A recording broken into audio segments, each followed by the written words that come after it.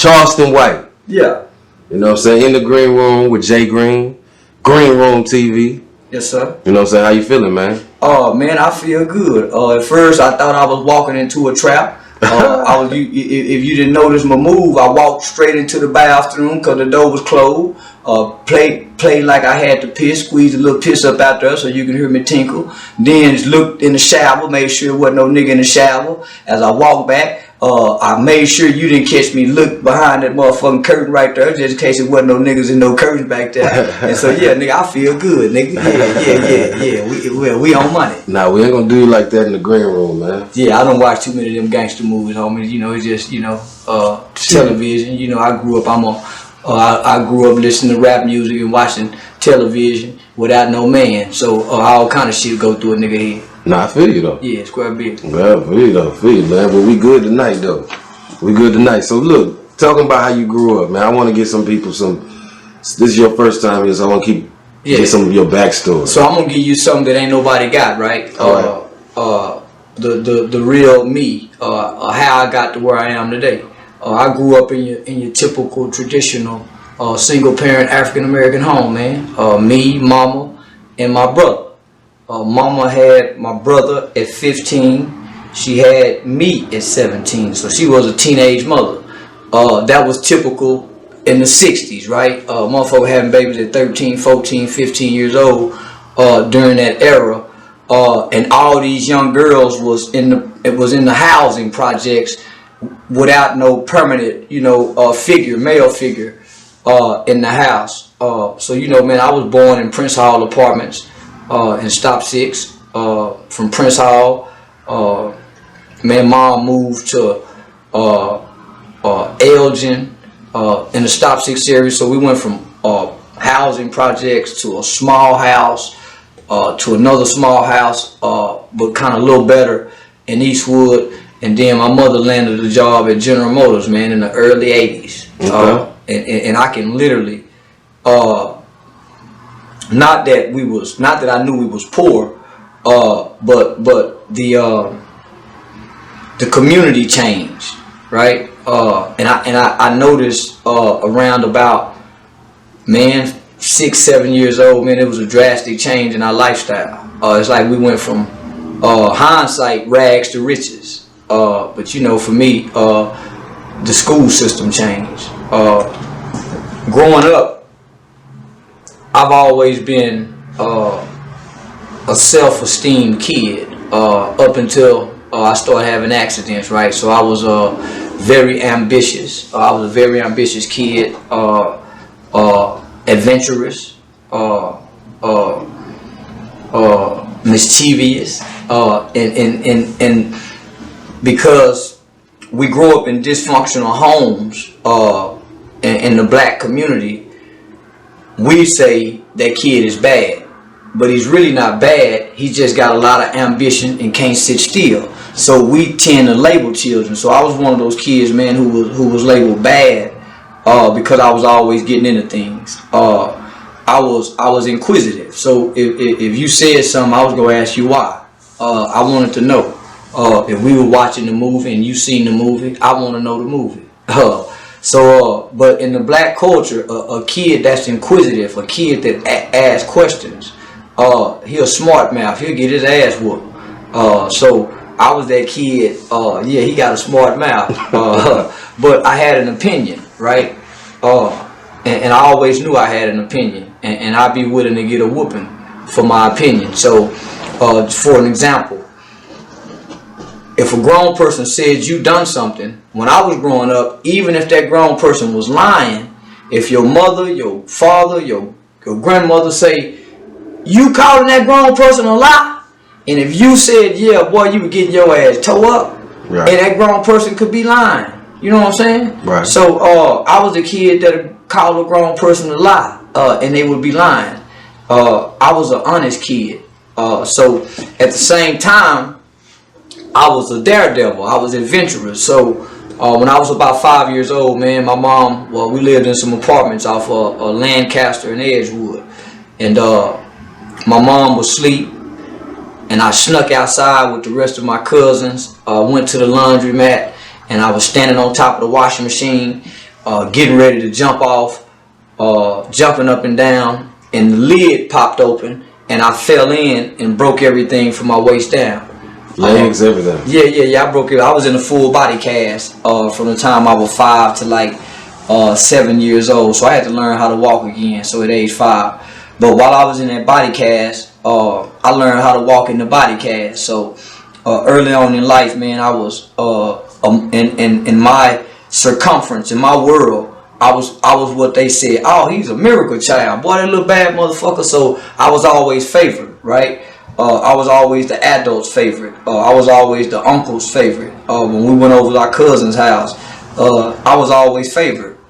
And I always felt special, right? So compile that on a kid that's being, everybody say he bad. So when all the other kids would be playing outside, because I was curious and my mom was always wondering what if and why, I always got into things. So I would have to come in the house because I'm gonna break a window, I'm gonna break a bottle. The neighbors go come in and say I done something. I'm gonna spray lighter fluid on the cat. I'm gonna do something, just trying to see, just mine, man, so I always had to come in the house, man, so I ain't never really get to play outside with the other kids. So the flip side of that is I'm in the house with the grown folks. All the kids is outside with the kids, being kids. I'm in the house listening to these grown motherfuckers. And I'm listening to these grown motherfuckers, you hear me? So I get to pick up on all the grown people shit, man. So I'm grown because I'm around grown people. So whenever y'all put me around kids, whenever I get to be around kids, I'm grown to the other kids because I done been exposed to grown folk things. So that propelled me as a leader.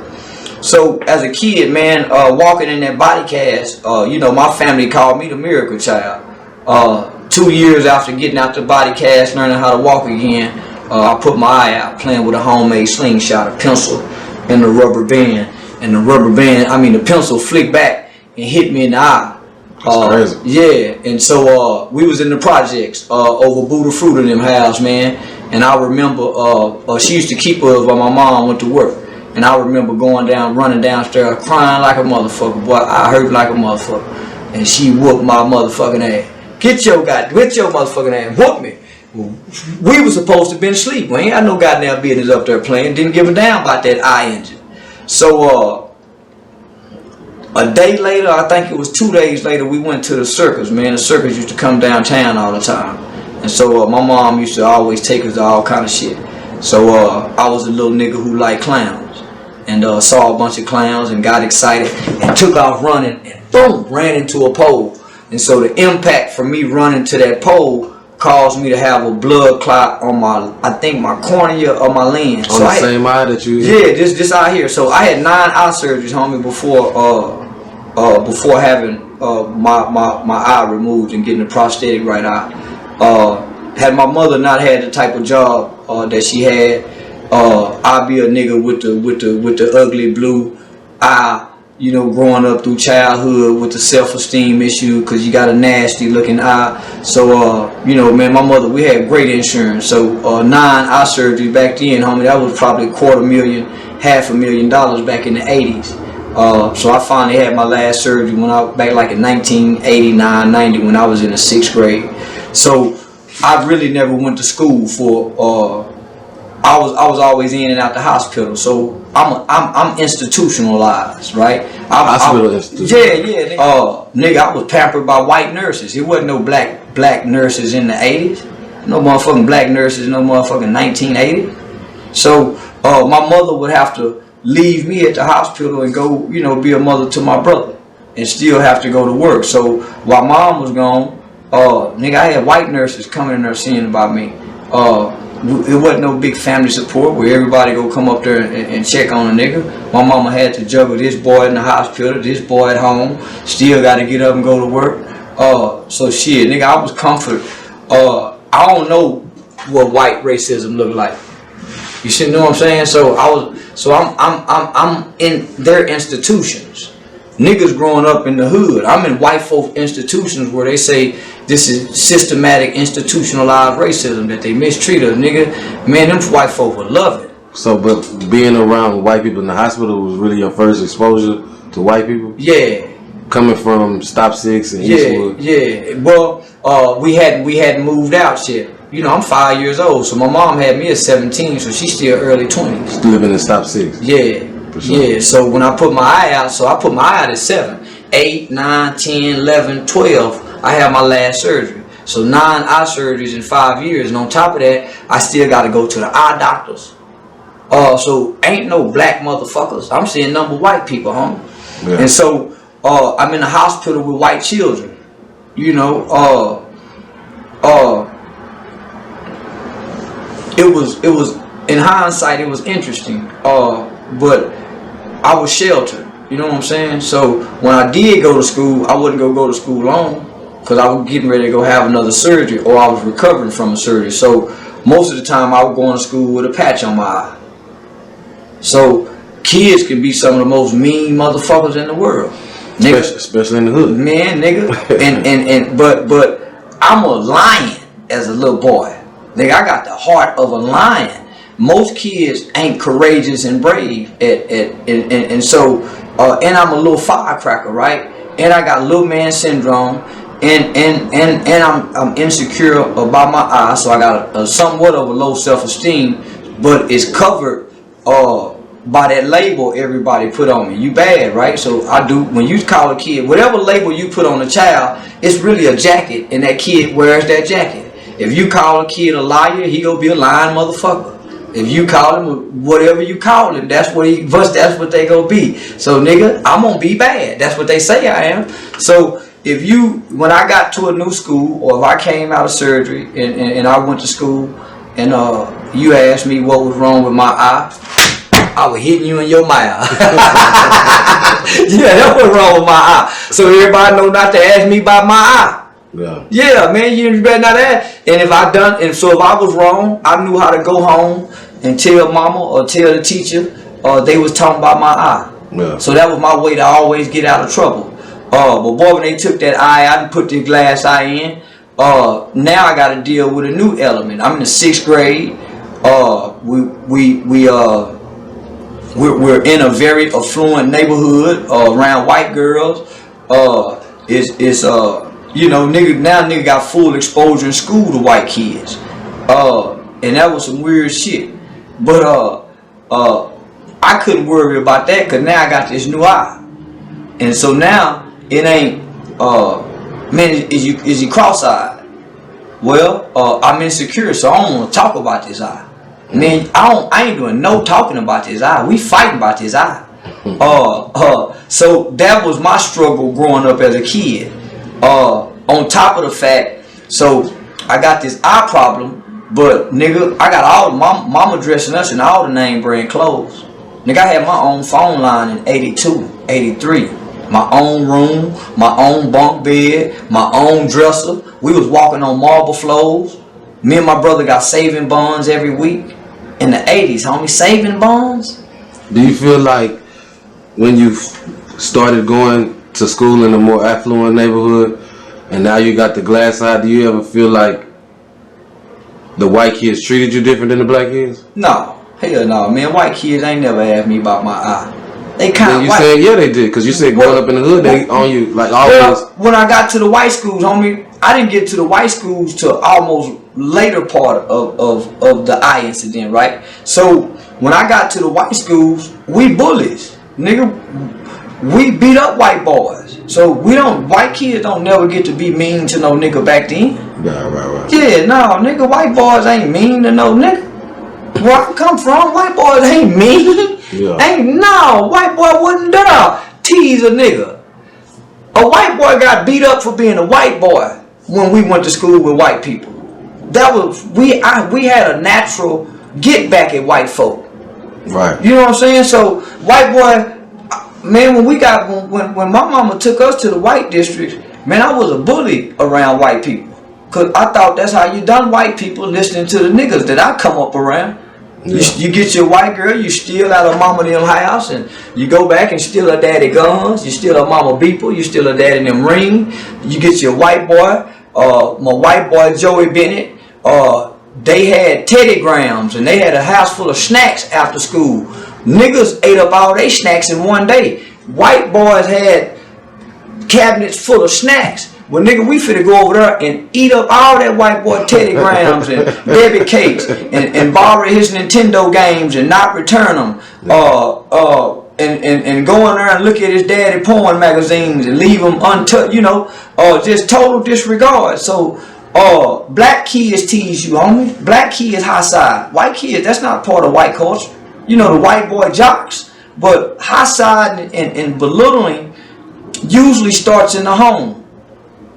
Your daddy ain't coming to pick you up this weekend. My daddy coming to get me. My daddy coming to get me. And all the other kids in the house ain't got no daddy. And when they come back, so that starts that's in the nigga culture, man. It ain't nowhere else. But look, seeing both sides at a young age though, like that. Yeah. How do you think that affects this personality that you have today? Well, I was a troublemaker among white people. Okay.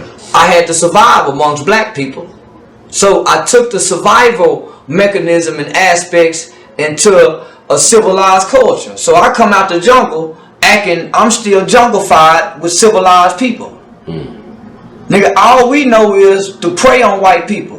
Nigga, we don't know to be friends with him. Man, let me borrow this game and return it.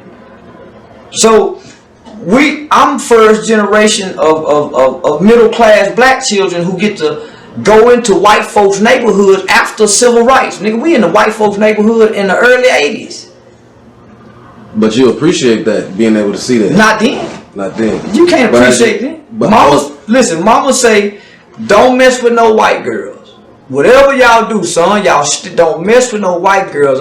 Please stay away from white girls. They go scream rape. Well, first time a nigga get with a white girl and she don't scream rape, man, mama didn't know what she was talking about. Yeah. Well, when you told me not to mess with them, you struck that's what intrigued me. The fact that you said, mama, you said don't mess with them, that's what make a nigga look over at them. Because you said it. And then I saw my daddy with a white bitch one time. So, yeah, nigga, I got to go peek at him now. I saw daddy with one, mama. Yeah. So you say don't go mess with him. So, first time nigga over there and take a white girl pussy and she don't holler rape, shit, nigga, we took plenty of white girl pussy back in my day. We just didn't know it was rape. We called it running the train. It sound like you take those experiences, you know what I'm saying, and you compile them. But the main thing I'm getting from you too also is that coming up you always had this curious, ambitious nature about you. Yeah. A lot of times what people would call bad. And then these situations just fueled, like these experiences just fueled you to be able to misguided. I wouldn't say misguided because my mother was a loving, nurturing, God-fearing woman. Good morals, good values. Condone no wrong that we did. I never heard her say anything bad about nobody. I never heard her argue and cuss out nobody. Real dignified man, soul, bona fide sister, right? So I come from a good home. I don't know hate. I wasn't hit upside the head. I wasn't ridiculed and belittled as a kid. I don't know what it's like to go to bed hungry. Okay, so even though you grew up in a single parent home, you feel like you was fortunate enough to be raised with a certain amount of morals and opportunities. Yeah, and with love. Yeah, see that's the difference, homie. It's a lot of niggas didn't come from love. It's a lot of black children was born into some situations and circumstances and some conditions, and it was absent of love. They wasn't nurtured. Yeah. Them niggas just was they just was fed. Think about what I'm saying. They wasn't nurtured. They just was fed and clothed and given shelter. Wherever you sleep in the house, you just sleep as long as you got a roof over your head. So a lot of children came out of those conditions and became some of the best drug dealers you can find in the neighborhood. They swear they wasn't gonna never be broke and be hungry again. It's a lot of white people, a lot of all kind of people. We ain't like talking that. about them. I feel you. Yeah. We got to stick with us though. We got to stick with us. Cause they go take care of theirs. You see what I'm saying? One of them go have an insurance policy that they just gotta wait for the right family member to die that's gonna leave them something. So by me growing up in this environment, the people who didn't have what I have, I felt less than when I ran around these people who came from less than homes than I did, right? So I tried to fit in with them. We didn't bring them to our communities and try to get them to live and be exposed to the life that we did. My mother did that. You do what it's called dumbing it down. Yeah. So when I got to school, homie, I played stupid. To fit in with black kids. Yeah. You know, I mispronounce words. Cause we tease one another, right? For being a nerd. So that's just the culture. So my mother is instilling these good things in me, but I got an uncle who pimp. I got another uncle who can't stay out of jail. So all the men in the family is going to prison, going to jail, getting out of prison, selling dope, and we seeing this, right? We tend to mimic the culture, and what I say by mimic the culture, culture can be and sometimes is more powerful and influential than your upbringing. Culture is everything. Yeah. Culture is the soil of success. Yeah. So our culture, what we embrace, what we propagate, what we share and entertain with our children, what we dance to, what we sing to, what we make love to, all of it's negative. And I agree with you, like a lot of what you're saying too, and I want to speak on that because a lot of what I've been watching from you on your YouTube series speaks on not only that and other things you were saying a second ago. But before I go there, I want to say this. I want to ask you this. In listening to what you were just saying, Okay. did you ever feel a connection with the hood? Yeah, homie. Nigga, I grew up in Stop 6, nigga. Everybody know Charleston Blue, from that era in the projects. Nigga, I know Dabo Kenny. Nigga, we lived, on Eldon and Griggs. So, when I put my eye out, when we was living on Griggs, homie, all the kids in the neighborhood came to see me in the living room. Yeah. So, Look, hold on, let me finish. So from there we go to Poly.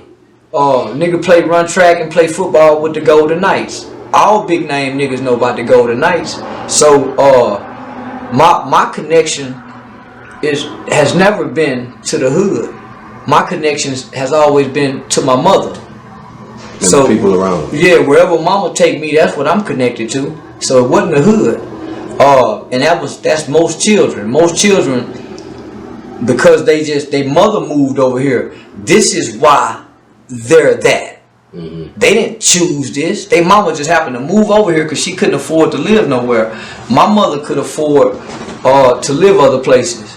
Nigga, I was a kid that could fly to San Diego, California for Christmas. And had spend me a Christmas and go up into the mountains, and we bring the snow from the mountains down to San Diego and put the snow in the yard and go catch the Charlie train to Tijuana, Mexico, and go out the country. Man, my mama could afford to do that, homie.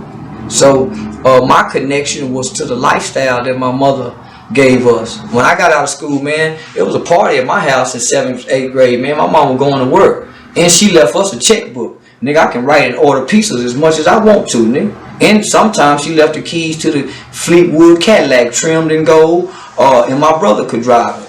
So, man, we had alligator shoes, snakeskin shoes, gold tips. We ordered clothes and hats out of the Neiman Marcus magazine. So, I can't connect with the hood. I can't understand. But when I went to the hood, hey, man, them cricket boys, them Richie Rich, I knew I was better than them people. I knew I was cleaner than them people. I knew I lived better than them, and so there was some sort of an arrogance to that. Nigga, you better not make me mad. Oh yeah, so it was an arrogance to that. But I went over there to go fit in. I didn't go over there to stay clean. I wanted to go over there and be dirty and play like I was So when I come back to the suburbs, nigga, everything that I learned over my aunt and them house, nigga, I'm bringing it to the suburb. Right. So children mimic what they see and repeat what they hear. And nigga, I was a parrot and a sponge. For sure. And then when I asked you about connecting to the hood, because a lot of your commentary I watch from you, it always, community is a big thing. Yeah. And I always associate the hood with community. But then it's always from a perspective of like, I'm connected, but I'm on the outside looking in. Fuck the hood. I'm on the outside looking in, nigga. For sure. Yeah, and this is what I say about the hood, homie. Until we can put the neighbor back on the hood, nigga, we going back in slavery. Nobody wants to be with us. Nobody want to live next to us. Nobody want to live next to us, homie. So now we used to have neighborhoods. Neighborhoods are communities. There's no community in no hood. Right. You can't go borrow no sugar from no nigga next door no more. Nah, for real, I hear you. Yeah, so why I'm gonna embrace the hood? When the hood, man, look how many niggas the hood done killed, sent to the penitentiary, turned nigga sisters out, the hood. And all the people that love the hood, all the people that throw up the hood and embrace the hood and celebrate the hood, they don't give back to the hood. All they do is take from the hood. Every nigga hollering hood take from the hood, but the folks who had a neighborhood, them folks gave back to their neighborhood and took care of their neighborhood. So we got to figure out some kind of way to put the neighbor back on the hood and go back to borrowing sugar from one another, helping each other with the kids, disciplining each other kids without abusing and beating them, holding each other accountable, cutting the old woman grass who can't get her grass cut. So nah, I'm against the hood and everything the hood stand for. Do you regret embracing the hood when you was younger? I ain't never embraced it. I ain't. See, you talking about a kid, homie. When I grew up in the hood, it wasn't no hood in the 80s. Right. Nigga, I was born in 1970. I was born in 1977. It wasn't no hood in 81, 82, 83. The hoods didn't come to the 90s. I was already gone on a murder case. See what I'm saying? Wasn't no hoods, huh? We played outside.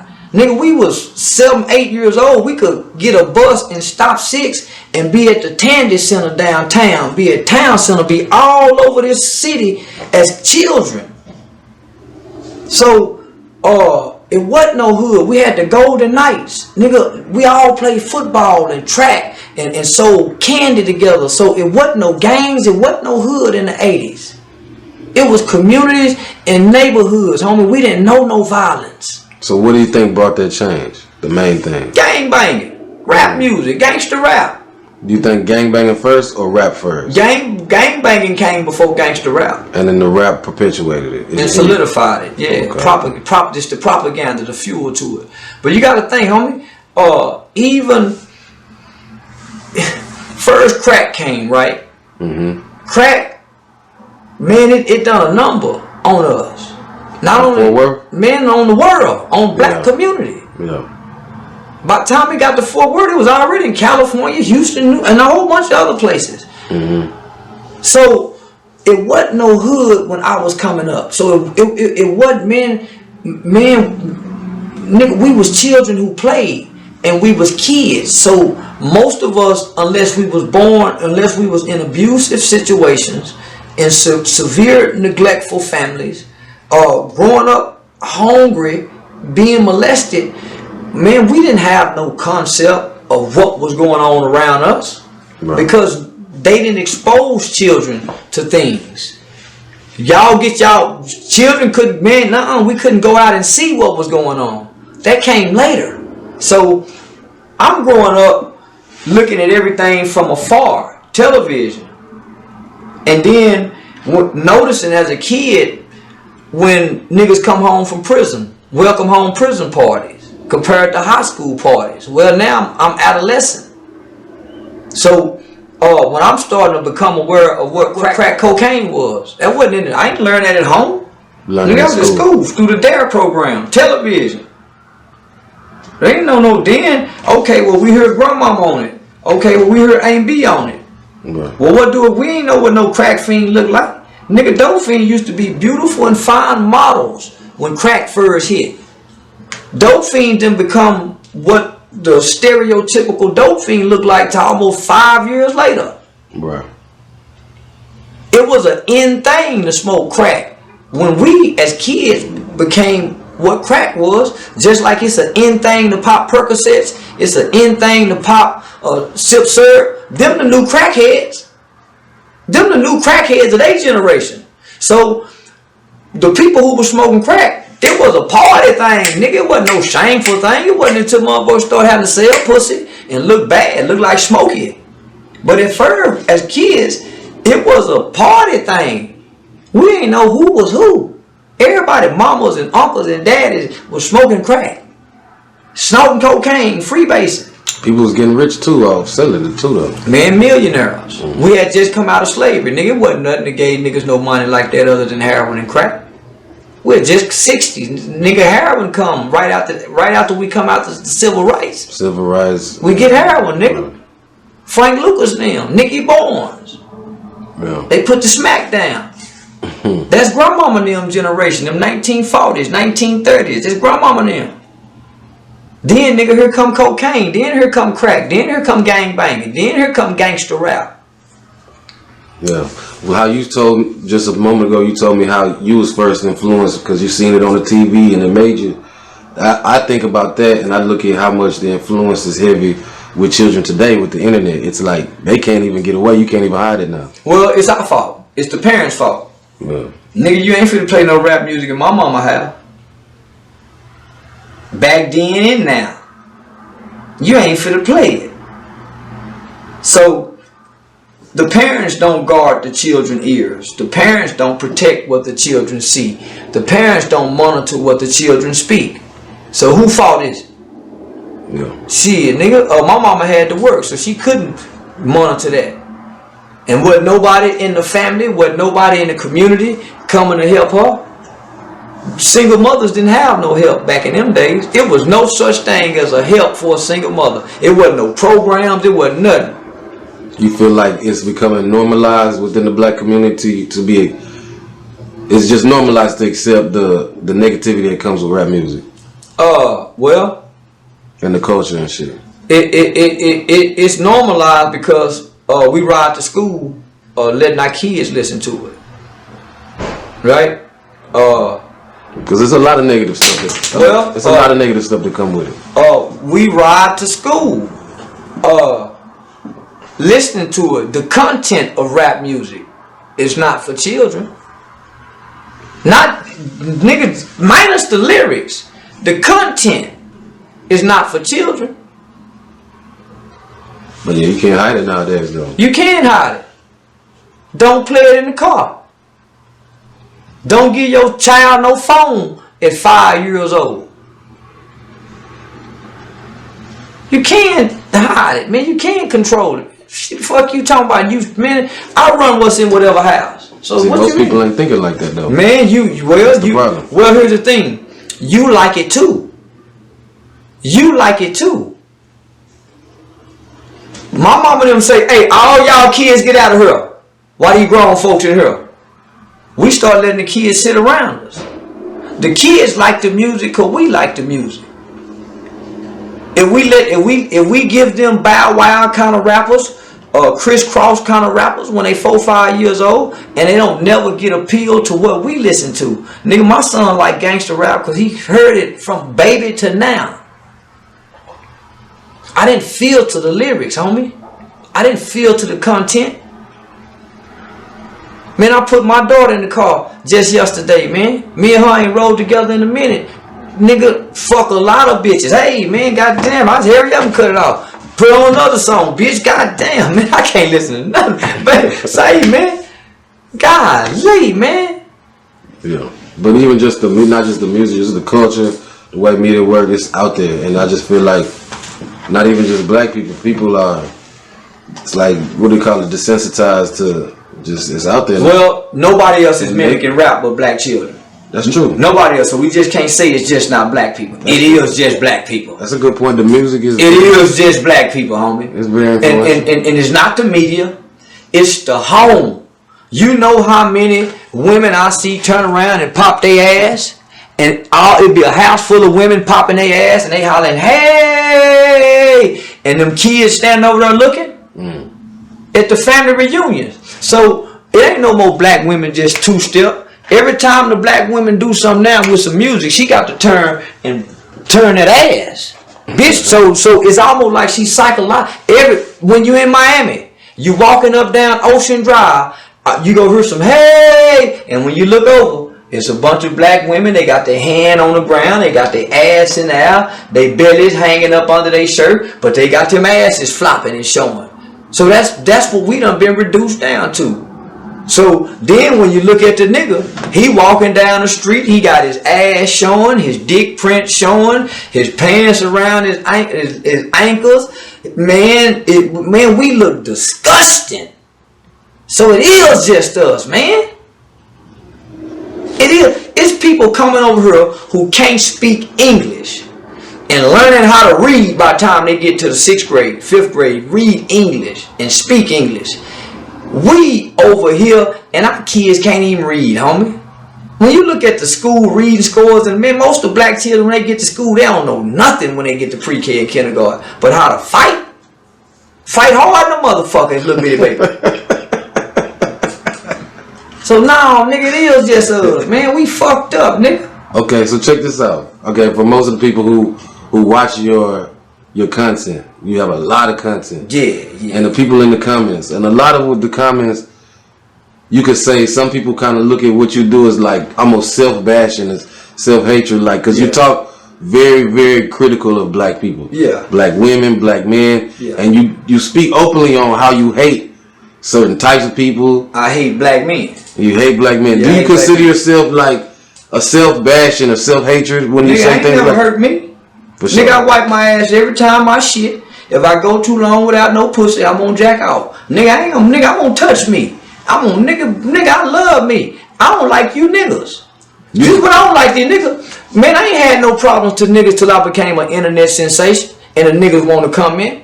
I come from an era, don't no other man watch no other man. So if you niggas got all these comments about me, why y'all stopping to watch and to comment? Turn the channel. Turn the channel. So what I see is a bunch of social media weak niggas sitting up watching another nigga. Sitting up, ain't got nothing else better to go on in your motherfucking life. Sit up and watch me and tell me how you feel about me. And write a comment. Nigga, you won't even write your partner in jail. You won't even text your mama good morning. You won't even text your kid good night. But you will take the time to write me what you think about me. Nigga, I'm getting money off this shit. Why you wasting your time? Because I'm getting paid for mine. Don't make no sense to me, homie. So I hate them kind of niggas. I know niggas who really kill people, homie. And they done 20 years for murders. I know some niggas done got 2 murders, nigga. And they out here with jobs working at Exxon Mobil.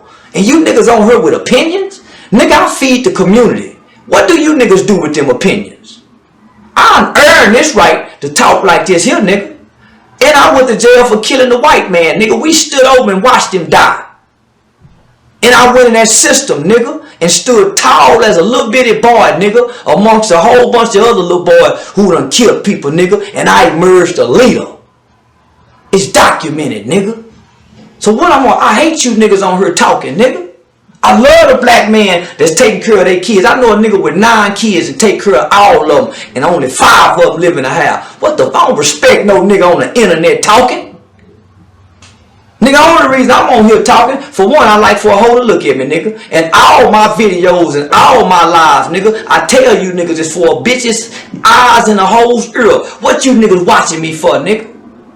Cause you niggas ain't got nothing else better to do, nigga. And you niggas jealous of a nigga like me that's confident and talk like Ali, nigga, and bad like Mayweather. Shit, nigga. So yeah, I hate you niggas, my nigga. The black man is sorry. He don't take care of his kids. He don't help his mama. The black woman can't get nothing out of him. His baby mama hate it. He's the weakest on the job. He don't know how to fly no planes. He can't outwork the Mexican. He only tough with his hands, and he ain't even tough with his hands, nigga. We don't see now nigga fight no white race, Klansman, no police, no Mexican, no nothing. So I hate these niggas, man, but I love that black woman. I love that black woman because she carrying the burden She need all the love she can get. I love them kids that you niggas done left behind. Nigga, I'm gonna love you niggas and you niggas don't take care of your kids. 73% of our households is raised by women. Women. 80% of the niggas in prison come from a fatherless home. Nigga, I can't stand you niggas and you niggas giving me all this time and attention. But say, I appreciate you niggas watching me because they pay me for the views. I feel you though. I feel you. And your mom and your sisters hate you. Your baby mamas hate you. I ain't the only one hate you. Go ask them kids how they feel about you, nigga. You niggas, if you niggas gave the Attorney General's office and your kids and them paternity weekend visits the energy that you give social media, say, boy, you niggas, boy, be sitting in the corner like my boy sitting over there. He ride or die with me, nigga. If me and him was walking into a trap, we were walking into it together. Here, nigga, here go the knife, here go the mace. You shoot the mace, I'm gonna shoot the gun, nigga. Yeah, nigga. I keep my boy with me, nigga, so I can talk like I'm the day one daddy, nigga. And I can beat on my chest about it. So yeah, I hate you bitch ass niggas that'll run off and leave your kids, nigga, and get on her and play gangster and get down in that penitentiary and be scared of them Mexicans when them Mexicans pull them knives out on you niggas. Nigga, I know the story about the prison riots when the blacks fight the Mexicans. The niggas climb the fences, man. The niggas climb the fences, man. And I know the stories, nigga. So yeah, I hate you bitch ass niggas, nigga. And to shoot one of you, fuck with me too. Ain't call the police on you. Okay, I feel you. Man, and that's a lot of the type of talk is what I feel draws a lot of people to you because you have a very polarized way of saying things. You know what I'm saying? Very but that's just the shock, homie. I'm gonna go and tell y'all to see. But no, you definitely a lot of truth. But see, I grew up watching Howard Stern, right? Howard Stern. Shout out to Howard Stern. Yeah, man, love Howard Stern. Rush Limbaugh. Shout out to old Rush. Bill O'Reilly. Sean Hannity. Who else? Andrew Dice Clay. Man, Red Fox. And even Richard Pryor, right? Man, I'm a student of comedy, right? I wanted to be managed. But nobody, homie, was more raunchier and filthier than goddamn Rudy Ray Moore, Dolomite. Nigga, when Dolomite stepped out with the game he brought to him, they said, oh, what the fuck? So when I saw the Dolomite movie, this is what y'all see now. Nigga, I'm the modern day Dolomite. That's crazy. Yeah, that's why I pulled that dick out like Dolomite. I watched the movie and studied the movie, and so I created this character. So that's why, wait, I'm just not doing all that. But I went and created the own character, right? So this is what y'all see, the character. Now, if you want to get the real me, nigga, get off Facebook and come, get the real me is off Facebook. Yeah.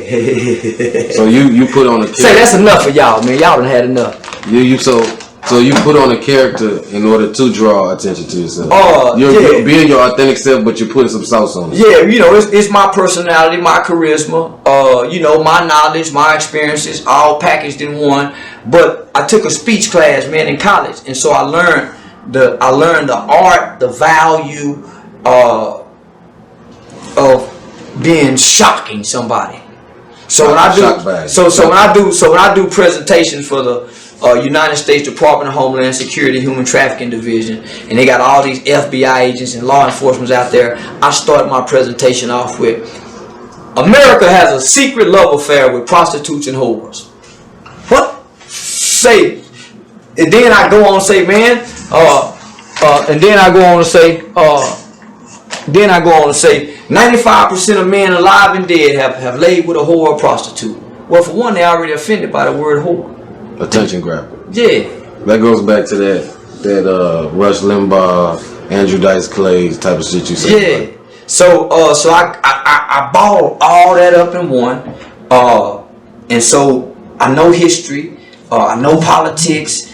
So I put all that education, homie, with some foolishness. Make it a little funny, throw in the pimping, you know. Ray Moore. Yeah, homie. And so boom. So now I'm getting ready to fly to some places, man. You know, now movie deals is in the work, and you know, comedy shows. How long you been putting that play together? Oh man, it's been about 2 years now. So you've been thinking about using your personality? Oh no, I've been putting it down for 2 years. Man, motherfucker, go back and look on my face. I had 12 Facebook pages, nigga, trying to put this down. For sure. Yeah, all active.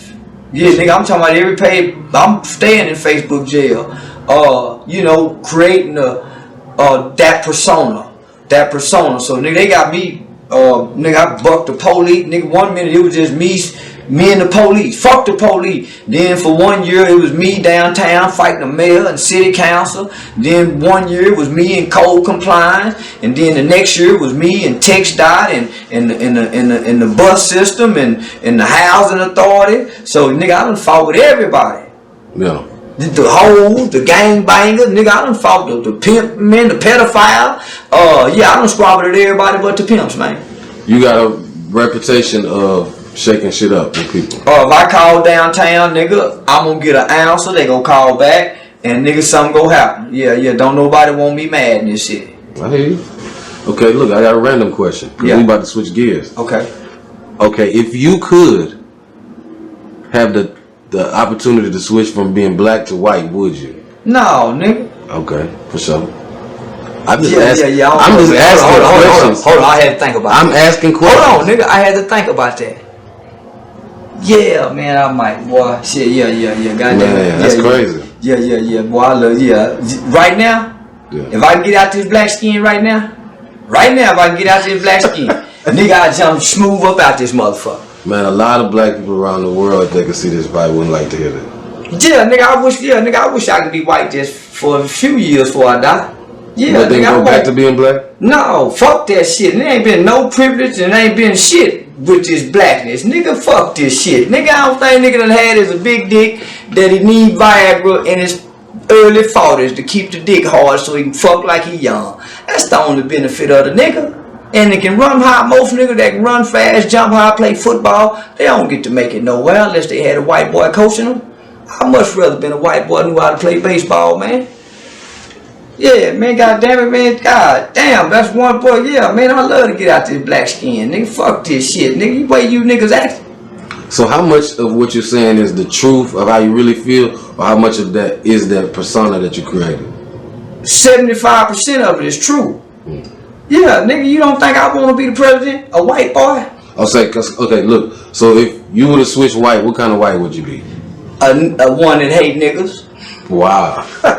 One that hate niggas. Wow. Yeah, nigga, one that hate niggas. Niggas don't mean nobody no good, my nigga. I think a lot of like your perspective on niggas has to do a lot of with your personal perspective. Like that's the way you see it. A lot of it has truth, but a lot of it I see like it is just true for you. It ain't? Okay, let's... But like I said, a lot of it is true. Hold on, let me... I'm looking at the race. Nigga, I done been all over. Homie, listen to what I'm saying. I done worked in the juvenile system, the criminal justice system, in the adult prison system, the school system, the church, Washington, D.C., state capital. I done been to California. I done been to all these universities teaching. Homie, I done studied us. But what about being black in different countries though? Oh, well, they ain't us. That don't count for this conversation? Homie, they not us. For sure. You ain't never seen now black come from another country with our struggle. No, they don't join our struggle. They not us. We're a specific kind. We're a descendant of something. They not us. I mean, but that's vice versa for no, you homie, but there's not vice versa, homie. Because black people have struggles outside of America. But those people can go back to their home country and speak their language. We ain't got no home country. We ain't got no language. We ain't got no culture. So they struggle is not our struggle. Racism only matters in America. Race don't matter outside of America, homie. This is the only country that classifies race. I agree with you. So they don't have the same struggles as us. Okay. They didn't go through Jim Crow. They didn't have a FBI director that said it'll never be another black messiah in this country. But I think if you do like the research, there's got to be other places in the world that had a lot of. I don't care about the other world, homie. My grandmama and them didn't teach us about the other world.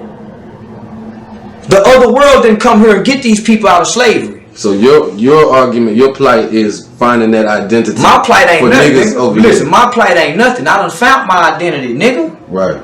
I'm a man who raising that boy over there. I don't care about no nigga. When my mama die, you think y'all gonna cry? So I don't give a fuck about no other nigga.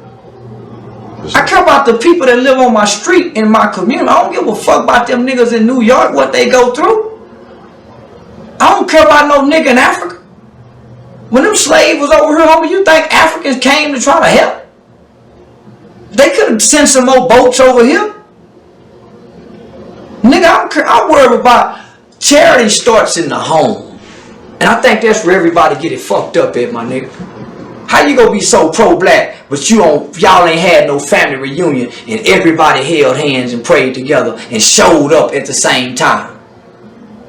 How you gonna be so pro-black and you and your baby mama can't get along? Y'all can't even co-parent responsibly, nigga.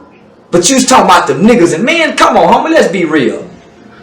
All the death that go on from Houston to Dallas, how many of y'all done cried? Like y'all cried for George Floyd. Let's be real, homie.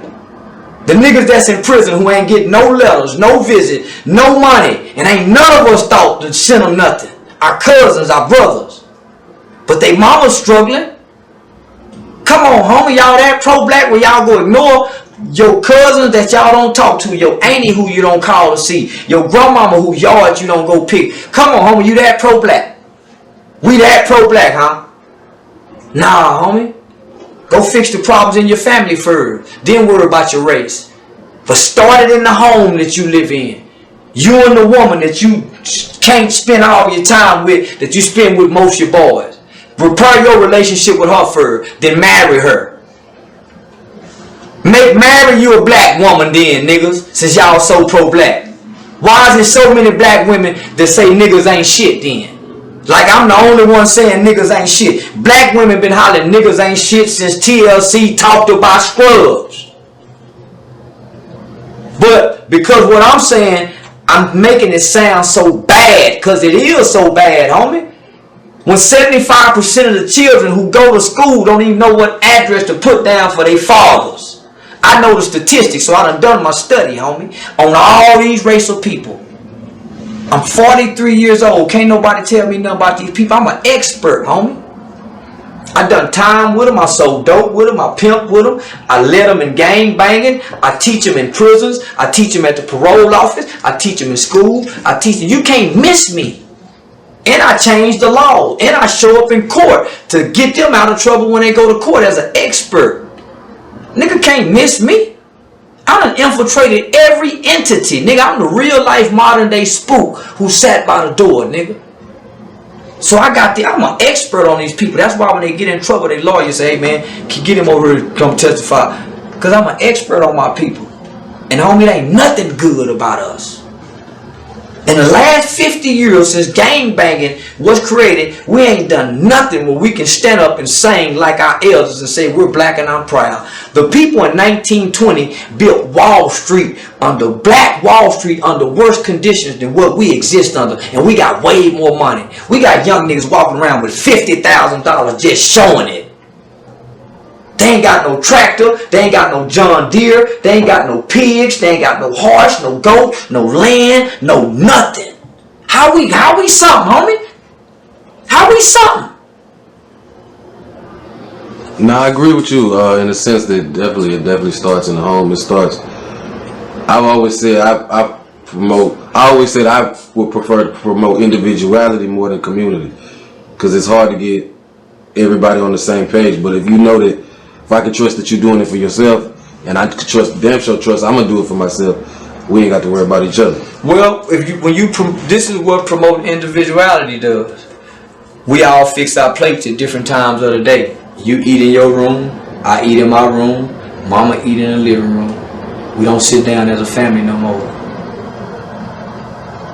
When I get some money, I put my money over here, go have fun with it, fuck it off. And then I come over here and say, hey mama, can I borrow some money? I'll pay you back. And then I'm behind on my... So that's what individuality does, homie. We ain't never made it as a race of people being individuals. For sure. No other race preaches that and teaches that, homie. That Vato Loco, when he go to that penitentiary, the Mexicans grab him. The nigga is individuality in the penitentiary. He on his own. The white boy, he grabbed his own. We ain't never taught that, my nigga. But I speak that individuality. You must don't have children. I don't. That's what I'm talking about, homie. I don't. See, when you have children, you go tell your son to look out for his sister. You go tell your son, man, look out for your mama. Look out for your grandmama. Individuality separates you from your cousins. It separates you from your brother. It has to be a sisterhood, a brotherhood, a fatherhood, a neighborhood. You can't come change the laws of nature based on your own limited personal knowledge. When the worst of the world coexists, nigga, in hoods, neighborhoods. But I don't speak individuality in the sense of going against community. No, but just individuality. You teach that you're separate, but man, we're unit. We're a unit. But that the word right there, unit, that's what I'm speaking on, meaning 1 + 1 making 2. And when I speak of individuality, I speak of an ideology that promotes, like what you said. But here's the thing: it takes a village. Exactly, that's the ideal goal. But that's not in you. When you say this is, we're all individuality now, homie. That's why everybody's about self. That's why we're a me now culture, because we've individualized ourselves. And think about individuality. I'm different, and we'll go somewhere and disrespect everybody else just so we can be individuals. Because we have the right to be individuals, so we'll go be disrespectful, nigga, and have our pants sagging in the grocery store. But I think that's more of non-individual behavior, because a lot of people do that. But that's it started out as individuality. That's why we did it. Be different than everybody else. Crisscross turned their clothes backwards. Right. That's why nigga cocked the hat. To be in that's so the hip hop culture brought that. The trends, so you feel like the trends are dangerous to community. Well, think about this, homie. Every nigga sagging, nigga. When I'm in the store, niggas sagging, right? Our daughters are this high. Man, these niggas dick prints, nigga. These niggas pants is down here. Yeah. They got skinny jeans now. Little bitty shirts. So you don't think the kids ain't seeing penises, niggas? And so homie, it's at the eye level of the children. Yeah. So everybody's individuality, so we disregard everything else around us. Because it's about us now, and it's not. It's nature. It's a village, homie. You're right. So when you teach that individuality, homie, you don't share. Man, it's mine. You don't, man. No, nigga better not get in this car and waste nothing. So everything becomes mine, and we become distant from each other. So that's why we just stay on the phone, nigga. Because individuality keeps us in this zone about me. Right. And no other race is losing like this one. Right. So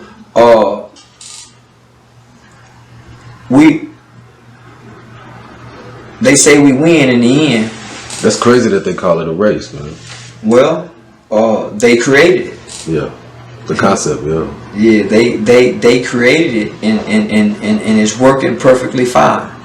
Now here it is, we're in 2020. Niggas is losing though. Here it is, it's 2020, and we have all this information, we have all this knowledge. We can tell you who built the pyramids, we can tell you what white supremacy is, we can tell you about this, we can tell you what crack done that the white folk did. So we got all this information. Why we can't advance now? Why? The culture. The culture. I got you. Alright, now I want to step back to when you was talking about you did some time at an early age. Yeah. Let's go into that. You know what I'm saying? 14 years old, man, charged with capital murder, sentenced to first-degree murder. One of the first children in Fort Worth, Texas, to be tried and adjudicated for the crime of murder. Me and 3 of my partners skipped school. I had ran away from home, the rebellious stage and shit. Went to the Farm 303 Mall out here in Arlington, man, really just right up the street. And the plan was to just running there in Foot Locker, run out with some starter jackets. So boom, when we run out, Foot Locker man chases. We get to the car. Our victim, which was a guy by the name of Michael Levy, God rest his soul, was working on his car in the parking lot. Saw what was going on, you know, tried to stop us. We had broke into my girlfriend's house, like, was it 2 days or like 2 days prior to that, and he was a Dallas police officer. We stole his gun. It was 357 with the blue tip hollow points. We got the bulletproof vest. Man, we were going on a crime spree. You know, I was like Tupac in the movie Juice, amongst the four of us, right? I was really spiraling and out of control. I had just gotten released on a attempted murder, trying to run these niggas over in a stolen car. Had just gotten 2 months before that, had just got put on a year of probation for shooting at these white people at a pizza inn for calling me and my friends a nigger. So I was really spiraling out of control. So when we committed that murder,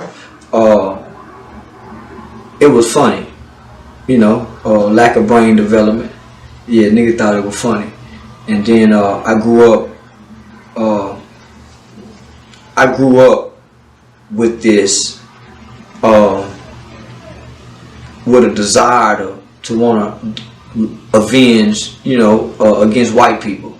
So most of my crimes as a child was predicated toward Caucasian people, you know, snatching white women purses, and so, you know, it was more race driven. But that day it wasn't. He just so happened to be a white man who tried to, you know, thwart us from stealing those starter jackets. So boom, I get in the back seat, sitting on the gun. My partner in the front seat. Mr. Levy jumped on the hood, started hitting the windshield with his wrench. And my partner looking back at me. And I'm telling him, man, shoot that motherfucker. But he ain't got the gun. I'm sitting on the motherfucker. So I give it to him. And he said, man, what y'all done went in there and done? Because the glass going in his face. Sir, I don't know what they done. I mean, shoot that motherfucker. So Mr. Levy reached in the car, cut the car off, snatched the keys out. And shit, when I got out, I said, hey, man, give us back them keys. And he said, if y'all want these keys, y'all gotta wait for the police. But by this time, my partner coming from around, and he got the gun on his side. And I'm steady saying, man, shoot him. Shoot him. And shit, he shoot him. And he died right there in the parking lot, broad daylight. So headline news cameras, little old manhunt looking for us. We get caught like a few hours later. And I remember being arrested. And the words capital murder. Yeah, man. That shit hit a nigga's soul. But as a kid, you can't process it. I bet. You don't have no understanding. You lack the brain development. Your brain don't develop to 25. You don't have a prefrontal cortex development to be able to process the reasoning and the logic behind what you had just done, and then be able to understand the severity of it and the consequences. Nigga woke up the next morning to go see the judge and was facing 40 years at 14 years old. So I ended up getting 12 years. Shout out to Carl Mallory, God rest his soul, and Judge Louis Stearns, who was an attorney at the time. Went into TYC, 91. So we the first generation of children in Texas to be tried and adjudicated for the crime of murder, who fell under Texas juvenile determined sentencing law, where a kid can be sentenced up to 40 years. So I went into the juvenile system, man, in 1991. Gang banging hadn't really started. You know, I was in juvenile detention center, so I knew Lil Rank, I knew all the major, you know, figures when they was taking off back then. So we all met up in juvenile detention center. Nigga, I went off to TYC, and last thing my brother told me was, shit, Blue, he was crying right after my trial. And he said, shit, Blue, don't let them niggas go down there and punk you. Shit, that's all I needed to hear, nigga. So shit, nigga, I went down there, and to this day, you ask any nigga come through that era from 1991 and 98 about Charleston White, aka C-Nut. Shit, man. Yeah, nigga, I snapped my fingers and caused a riot. Yeah, I was telling niggas what to do. You know, I worked my way to be a gang leader. So when I got into the juvenile system and finally got exposed to the gang culture up close and personal, coming from a single parent home, it was everything I was looking for. So I joined Neighborhood Rolling 60 Crips. Shout out to the big homie OG Zim, my nigga Swade, Lonnie Bolton out of motherfucking me G County, man. My nigga C-Fly Nim, man. My nigga Five Figure, Milton Kelly. We call him Little Menace, man, out of that Northwest side.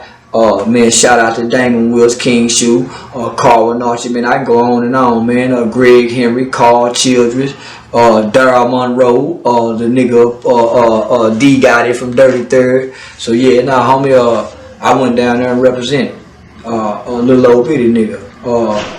Yeah, so yeah, I really put it down. Shout out to Larry Rudd, Richard Hayes, say man, Keith Booker. Yeah, nah, man, Tim Gasper, Greg Henry. So nah, man, ask them niggas about me. So out of all these videos I done made, out of all these thousands of videos on YouTube, and I done 7 years in the juvenile system. I'm raised by the state. All them niggas went to. So a lot of these niggas, if I wasn't a stand-up nigga, or if I was a whole ass nigga, it would have been some video, would have been made. And they said, nah, man, when that nigga was in Gideon, he used to, man, or it ain't nobody on no videos that can come out and say, nah, man, that little nigga wasn't thoroughbred. Yeah. So I spent 4 years, I spent 4 years, man. Shout out to my nigga Charles Reynolds too, man. Edwin DeBro. You talking about young niggas got locked up at 12 years old, did 27, 28 years flat, nigga. Crazy. So yeah, them my niggas, and it's down there 50 of them. So Dewberry, Anthony Dewberry, man. Nah, man, Prince Rashid, man, 5th Ward nigga. But nah, man, them niggas was trying to go home, and I took to the gangbang and shit. In jail? Yeah. That's when you picked it up? Yeah. I picked it up when I got in the state school. As most niggas did. They ain't gonna tell y'all that, but yeah, as most niggas did. So, nah, homie, I excelled at it. The state recommendation was for me to be transferred to the adult prison system on my 18th birthday. I had done a 4 on the 12. There was 4 individuals who worked on my dorm. We called them house parents back then. Today they're called juvenile correction officers. So they was able to watch me grow up in there. And they was able, they put their jobs on the line and come back and testify on my behalf and tell the judge. They really had nothing good to say other than the fact that I got my GED and completed a chemical dependency treatment program. But they came back just to tell the judge, man, this kid got potential to be somebody. Well, how do you know? On paper, he's one of the worst of the worst. Well, based on his negative leadership, he's the leader of this, and we feel like if we had more time to work with him, we can really have an influence and impact on his life. So, boom, the judge recommitted me back into the custody of the Texas Youth Commission. And also, my victim family was very forgiving. Yeah, them white folks was, they were very forgiving. So to hear somebody say, I forgive you, that'll do something to your spirit. So the judge recommitted me back to the Texas Youth Commission. I went back, and I just know something had changed inside of me. Mama always believed in you, but here it is. These 4 people put their jobs on the line for me. This is how they feed their family. So I despise white people. I don't trust no motherfucking white people. Mama and them taught us not to trust white people. And I resent black men. I ain't never had a father. Never been disciplined by no man. So I resent black male authority figures. So why would these 2 black men and these 2 white women put their jobs on the line for me? And I was listening to what they were saying in court. So the potential shit, right? So I'm sitting there, waiting to be transferred back, saying, man, why would these people believe in me when I don't believe in nothing but this gang shit? Man, why would these people care about me when I don't care about nothing but this gang shit? So, nigga, 18 now, so kind of maturity playing a part. So when I go back, I don't want to disappoint them. So I start fronting and working the program and still kind of slick side gang banging. So I stayed another 3 years and came out right at 21. Yeah. Came out at 21. Yeah. So it was them people that really had that belief that you could do something that really kind of changed something in you. Yeah, on top of, you know, man, we was the first generation of children in this state of Texas to start, you know, the capital murders, the murders, niggas 88, 89, 90, 91. And so Ann Richards was our governor. And so when we went into these systems, there was nothing punitive. And what I mean punitive, we wasn't getting punished. We was getting treated like children. Even though niggas was in there for capital murder, I grew up with niggas who killed their mothers and their fathers. So, but after Ann Richardson, they started slamming them. Well, here come Governor Bush, right? Governor Bush platform, before he became governor, he ran on his campaign platform was juvenile justice. Tough on juvenile crime. Joe Biden and Hillary Clinton and the Black Caucus, they had just came out and told the world that we now have super predators in America, that these black children are super predators. They're stronger, they're faster, they're heartless criminals, and they said that we was incorrigible. And what the word incorrigible means, that we wasn't going to be able to change, that we was going to be lifelong career criminals. So that's why they started making laws where niggas 12 years old end up doing 27, 28 years from shit they did when they was 12. Man, is this? I've heard this once, but I don't know how true it is. But I've heard that Tarrant County has the highest conviction rate in Texas. Yeah. That's crazy. Yeah. Don't want to do no crime in Tarrant County, man. Nah. Nah. For sure. Even if you innocent, nigga, you better go to trial, or they gonna make you plea out on the innocent. They can know you be innocent. For sure. Yeah. For sure. So with the coming out of jail. Matter of fact, what was the question I was going to ask you? Okay, yeah. So at 21, you know what I'm saying, you get released. You had that moment kind of clarity at 18. Yeah. You know what I'm saying? Which makes so much sense, because when I look at everything that you project, the underlying message of everything, yes, we talk community, yes, we talk race, certain things, but the underlying thing is the children. You know what I'm saying? So knowing that you come from a type of, like, you know, you did time in the system, where you said you did what they call them house parents at the time, yeah. And you had that kind of experience personally where those type of people helped you. Yeah. And is that where you draw that kind of connection? Yeah. When we just think it's 400 children at this one facility, and this is the only facility in the state of Texas that houses children who have killed, right? And never before in history have children killed like this.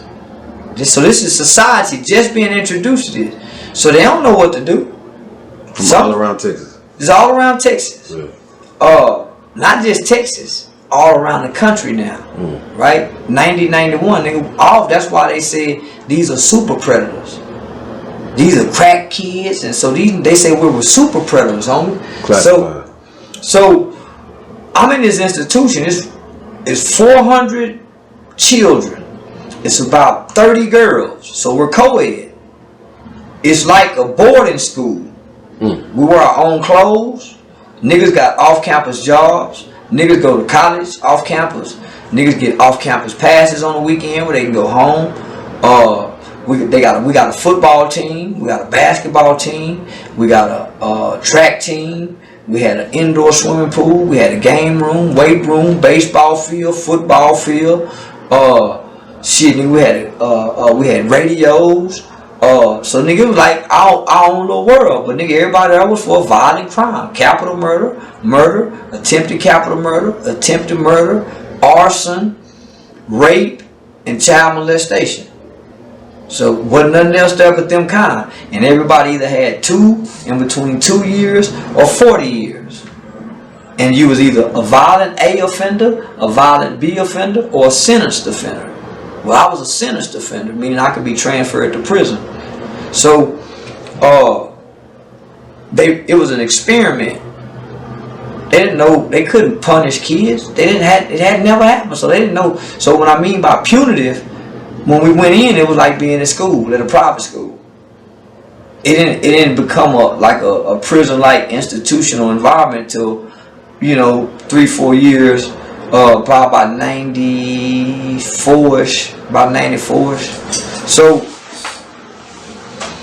they ran an experiment, homie, and they had people from all over the world who came and would do studies. We had the world's best psychiatrists, we had the world's best psychologists, we had therapeutic group sessions, we had psychotherapeutic, we had psycho drama, right, where we acted out our crimes.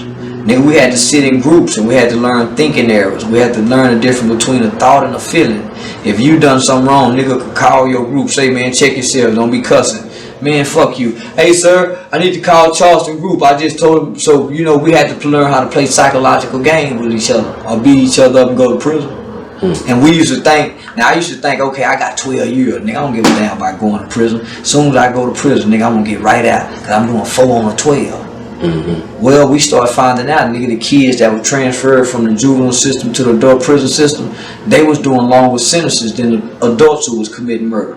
Because they felt like we was gonna be career criminals, because the earlier you commit a crime, or the more likely a sign that you're gonna be a career criminal, is what the criminal justice theory said. So, nigga, they ran this experiment, and what they was creating, they put us in an environment that was like being raised in a perfect home.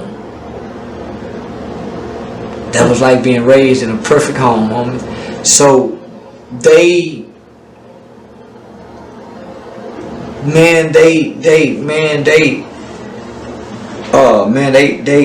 shaped us to be masterminds. So you feel like it was a good thing for you? Yeah, man, I recommend I wouldn't recommend for children after kill to go with that Put it like this, homie.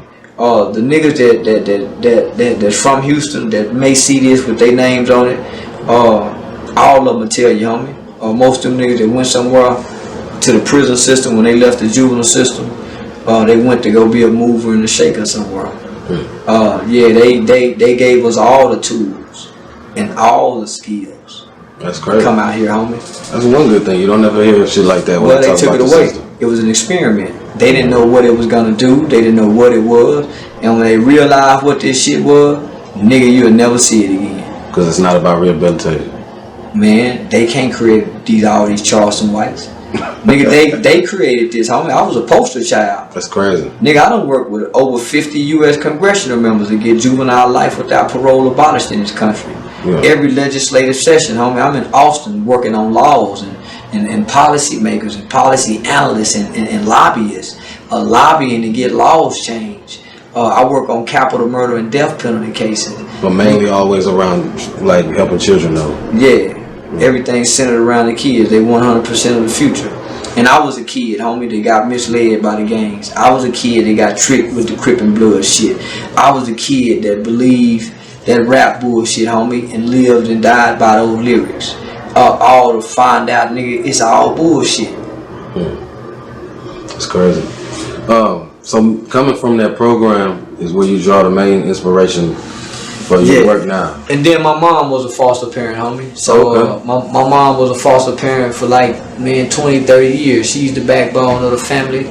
And so watching neglected, watching abused, watching molested children come through my mother's home, and my mother give them the nurturing and the love that they need, with the stern discipline but the fairness, and then just in passing, hearing some of the stories. Yeah. Man, that shit is more common than the thinking. It's a big problem in it. Yeah. So 2.5 million children, black children, on the foster care system. It's crazy. Like I said, most of the information I seen with you on your YouTube is always around the central theme of, helping the children and building the home. And just, the family thing. Yeah, waking up, cooking breakfast for the kids. Y'all ain't got them cook them motherfucking kids no breakfast, nigga.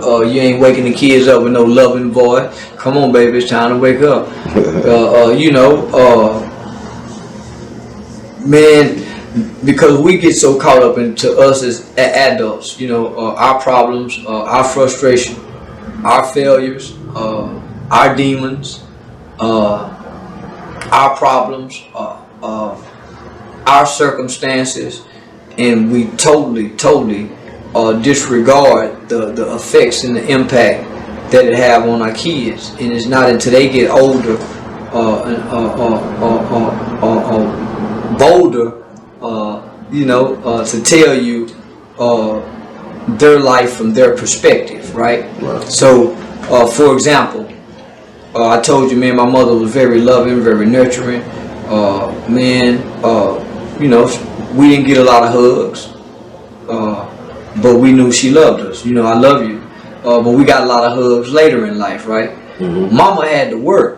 Man, when I got out of school, man, my mama she was kissing us on the forehead, saying, hey, such and the dinner's on the stove, I made such and such, y'all leave y'all homework out. And that woman was gone, nigga, from 3 in the afternoon to 3 in the morning. Nigga, we ain't got no parental supervision. We can do whatever we want to do, nigga. But the love kept you guided. Oh, well, the love, the love is there, right? You only notice the love when it's not there as a kid. You know what I'm saying? So the love that's there, it's like breathing air. You don't wake up and just think, I'm glad I can breathe air. So as a kid, by you having the love, you just know the love is there. So you don't have a concept of that it's not there. But what you know is there's no parental supervision. So whatever I'm dealing with as a kid, who I'm talking to, and mama at work. See what I'm saying? If I got some problems, who am I talking to? If I do something wrong when I get out of school and mama at work, who's correcting my behavior? Who's redirecting me? Yeah. If mama at work. So I'm growing up on my own. Now what mama did, mama provide a wonderful home life, food. So nigga, we had a great life. But mom had to get up and work so we can have a great life. And so without that, we didn't have a mom at home. Right? So we didn't get to play football. We couldn't do this because we had the mom at home. So since we couldn't do it, we started doing it, right? Doing other things because mom ain't home. We can't play football. So guess what, man? We go out and do something else. Yeah. So how can I say this? So as a kid, not having mom at home, not having dad at home, you become susceptible to whatever influences that's around you as a kid that your parents may or may not have no idea that's around you based on your delinquent behavior, based on your mischievous behavior, based on the things that appeals to your young impressionable mind. So that's how children start indulging and dibbling and dabbling in certain things because there's no parental supervision. Just like when a bunch of parents get together and start drinking and having fun. Well, the grown folks over here drinking, entertaining, engaging grown folks, and the kids is sneaking off somewhere in corners doing other devious things because that's their nature. And so it's up to the adults to redirect children's bad behavior and to correct it. Because you have to teach a child how to do what's right. Right. And are you also saying they have to also be more active in those moments of mischievousness? It's called engaging. The parents have to be engaged with the child. Yeah, that's a good point. Okay, like about a month ago, I'm gonna say, you had like a rant on your YouTube channel where you was going off on a young child's mother. Yeah, Lil Rodney. Lil Rodney. And now that story blew up really, really big on the internet. Yeah. You know what I'm saying? And you had a lot of things to say on that. Yeah. In the rant about her, you were critiquing her mothering skills and why he was in that situation. Do you still feel that same about that situation? I apologize to that woman. Okay. Yeah, I apologize to Marquita. And she said, I forgive you. I'm a forgiving person. Yeah, ain't nothing else to say. For sure. Have you been keeping track of the Rodney? Yeah, I was, I was very involved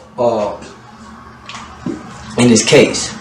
And how I got involved in this case, man, because the kid was a part of my program, and he would come through Stop 6 through the classy lady. So I know the kid. I know the judge. And so when I saw the 12-year-old kid, because I know he's not a gangster, I know he's not a tough, I know he's not a bad kid. And so when I saw him crying, I said, "Granddad, tell my mom I love her." And I saw how at 12 years old on his birthday, he had to stand up under that pressure of Judge Alex asking him questions. So he's getting prepared for what's to come, the future. So he had to answer those questions from a judge on his own, by himself, and couldn't nobody speak for him.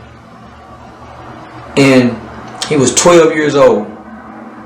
And I keep saying an undeveloped brain on top of whatever trauma that he's had to go through and he had to deal with, right? So he had to answer those questions on his own. And whoever it was his lawyer or his youth advocate, she was saying, "Be quiet, don't." And I'm saying, man, there's nobody up there to speak on his behalf. So I said, man, God. So I'm looking at the shit, and I'm, so I go to making phone calls. Say, man, they go send little Rodney to TYC for 7, man. Hell no, man. Call Judge Alex, man. Tell Judge Alex see if we can meet with him. Say, Jesse, man, call Judge Alex. Say, Pastor Rodney, man. So we got at the judge. And one thing, and I want to say, man, on the judge's behalf, as y'all can see, he was a compassionate judge. You think he was fair? Man, you hear how many chances he gave that kid? A lot. Shit, do I think he was fair? Y'all saw it. Anybody can disregard that as not being fair. Homie, come on. Yeah, for real. Yeah, man. And then he steady saying, well, man, what do you want me to do? What should I do?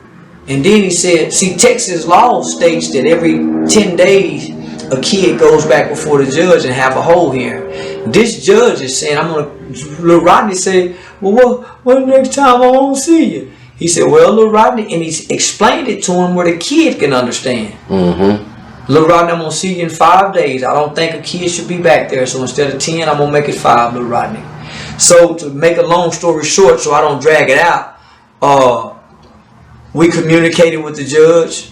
I got some gang unit people involved that's known Lil Rodney since he was like in the 2nd or 3rd grade. And we was all willing as black men. So a police officer, a pastor, a school official, a community elected official, and me.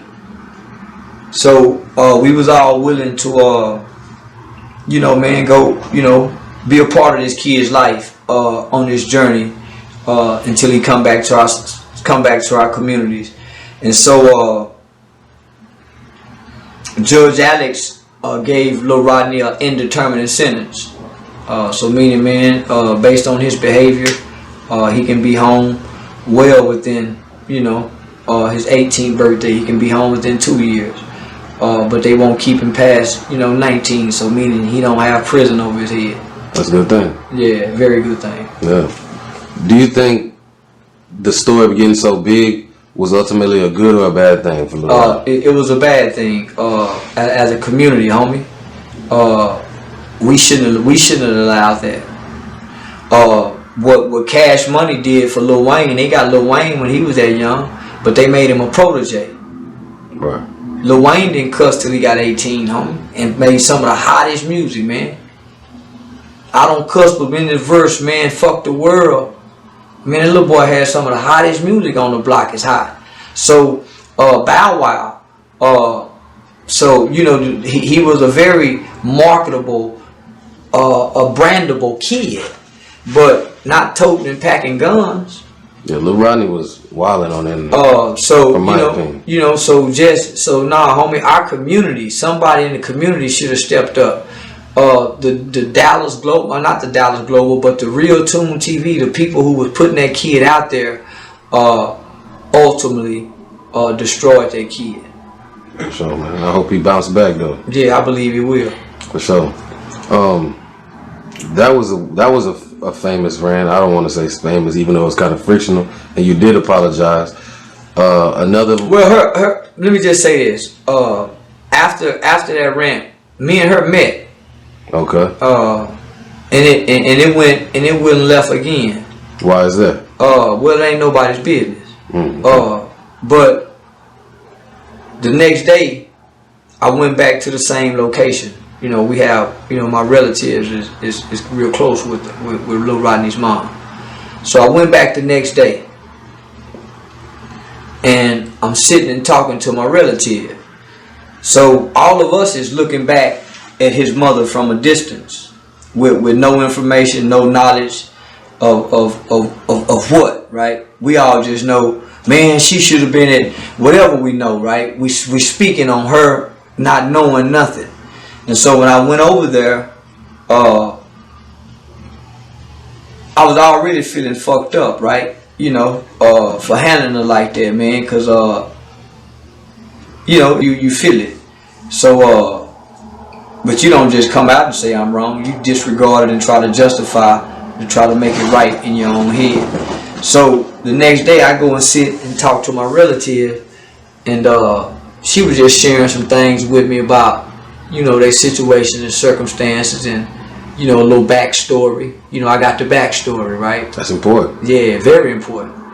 So I got the backstory, and once I got the backstory, nigga, my spirit went to convicting me. Nigga, we all wrong. Yeah, ain't nobody perfect. Nigga, it ain't even about being perfect. It's about understanding. Understanding what, you know, and nigga, we don't know what them, you know, so when I got a little bit of understanding, okay, this is why such, and this is why this situation is like this. This is why these circumstances are like this.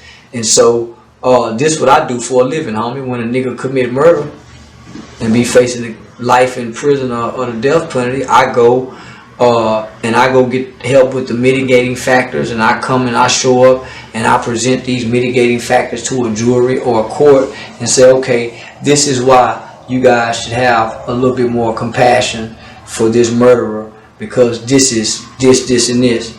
And so being a, you know, seeking to be a just nigga, you know, seeking to be a righteous nigga, I gotta check me. So ain't nobody gotta check me. So I, you know, my spirit checked me. And so I went back to the same platform where I disrespected her at. Yeah. And said, hey man, I'm wrong with the motherfucker, man. I feel fucked up. Yeah, I'm wrong with the motherfucker. So so when they put out, so when Real Tune put out the interview, it was a very damaging interview of Lil Rodney's mother. And I called that nigga and told him, say, man, take that video down, my nigga. Nah, man, don't put her out there with them little niggas on there doing, nah, homie, them little niggas, little boys. So another thing, that was one of your most popular viral rants. We spoke on that. But another thing I want to speak on, which one of the main things that drew my attention to you is your opinions on gangs. Yeah. You know what I'm saying? Come from somebody who you say, you know, you got in the gang, when you did, in your situation. Please, let's talk about gangs. You know what I'm saying? You join them as boys and you should outgrow them. Okay. And that's the main overall opinion of, I guess, black gangs, right? Street and if gangs. You love what you say you love, right? So I ain't saying get rid of the gangs. Yeah. I ain't saying, nigga, y'all get rid of the gangs. Because if we get rid of them, what we go replace them with? They go start joining posses. You know, so yeah, they go, so what I'm saying is, right? You niggas go get in these gangs. And y'all swear by the death of you that you love this shit. So if you love this shit, why you go keep leading everybody to the prison or the graveyard? Why you go keep making y'all mama cry? If you really love that shit, I'm gonna go change and make a difference in it. Niggas start having some Crip Air Forcemen, some Blood Marines. They got some Klan Marines. Start having some Crip police. They got some Klan police. So nigga, if you niggas love that shit, go make a difference in it. All y'all gonna leave your kids. And then on top of that, this is something you join as a little bitty boy. And the reasons you join is for boyhood reasons, right? Most niggas join at 12, 13, 14, 15, 16. You join 17, you're a little late. You're a late bloomer. But most niggas join with this boyhood value system. So if I make this decision at a boy, and I'm growing up over the years and evolving, then I start shedding things. Some things I start shedding off. Man, I can't fit these same shoes. So why would I hold on to something that I joined when I was a boy? I really didn't know what I was doing. I done it out of pain, anger, hurt, neglect, rejection, fear. And all we did was cause harm. Why would I grow up and still represent that as a man?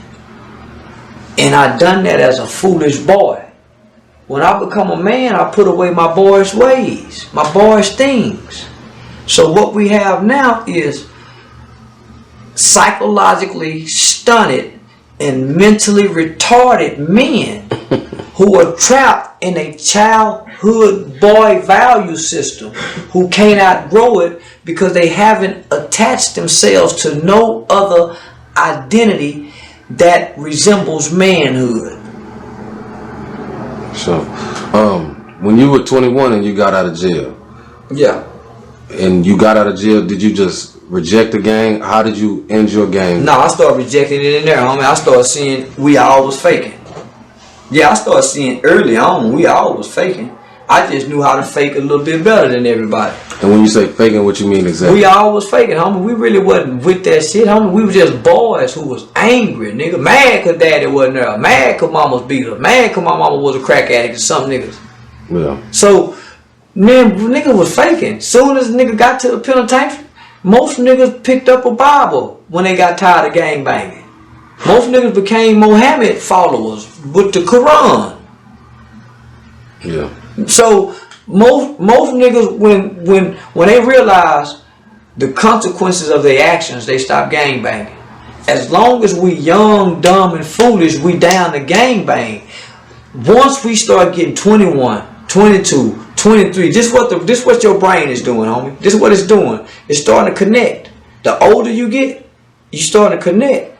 And by the time 25, boom, there it is. It's connected, and it's like a light come on, and you saying, man, this shit look different. Man, life look. It's like all of a sudden life comes on. So now, by the time you 24, 25, you got a full. Now, by the grace of God, you ain't in prison for 20 years. You hadn't gone with a life sentence. So the niggas that's still out here that done survived the 20-year sentence, the 30-year sentence, they at 23, 24, 25, now they got a full understanding of what this shit'll do. Right. They don't want to go to jail for the rest of their life. Now they bag out. Shit, man, them niggas in California, they kind of a little different with it. So I'm discovering this at 17 and 18, because I'm starting to see niggas saying, man, I want to go home, cuz I want to lay my flag down. So I started seeing, man, niggas really don't want to. Keep in mind, I told you I was trying to go to prison.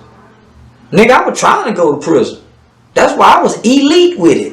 Cause at some point, them niggas start saying, man, I want to go home, cuz. And I kept talking about, nigga, if I got to go to court tomorrow and I see this nigga. So, you know, I'm with it. No. But I was playing too.